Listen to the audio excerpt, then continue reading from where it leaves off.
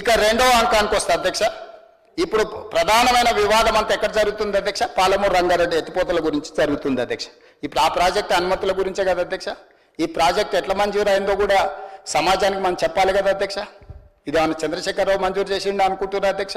చంద్రశేఖరరావు గారికి పాలమూరు రంగారెడ్డి ఎత్తిపోతలతో ఈ సమంతైనా సంబంధం ఉందని మీరు ఎవరైనా అనుకుంటే అది భ్రమనే.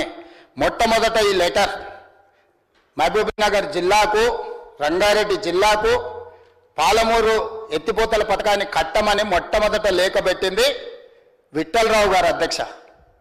మా కొడంగల్ వాసి లగచర్ల, మీకు తెలుసు మీ అమ్మమ్మ గారు ఊరు అక్కడనే. విఠలరావు గారు సీనియర్ మాజీ పార్లమెంట్ సభ్యులు దేవరకొండ విఠలరావు గారు మొట్టమొదట 2009లో డాక్టర్ వైఎస్ రాజశేఖర రెడ్డి గారికి లెటర్ రాసిండు అధ్యక్ష. ఏం రాసిండు అధ్యక్ష? జలయజ్ఞం సబ్జెక్ట్లో development of irrigation potential in Mahabubnagar district to arrest migration of Palamur is taking up of Palamuru left irrigation scheme requesting regarding.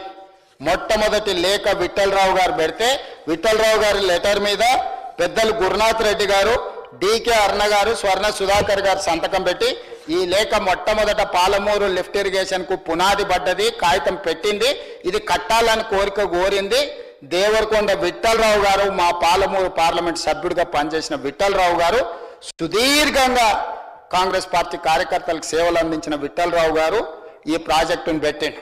ఒకవేళ ఈ ప్రాజెక్టులు ఎక్కడో ఒక దగ్గర పేరు పెట్టాల్సి వస్తే విఠలరావు గారి పేరు పెట్టాలి అధ్యక్ష. దీనికి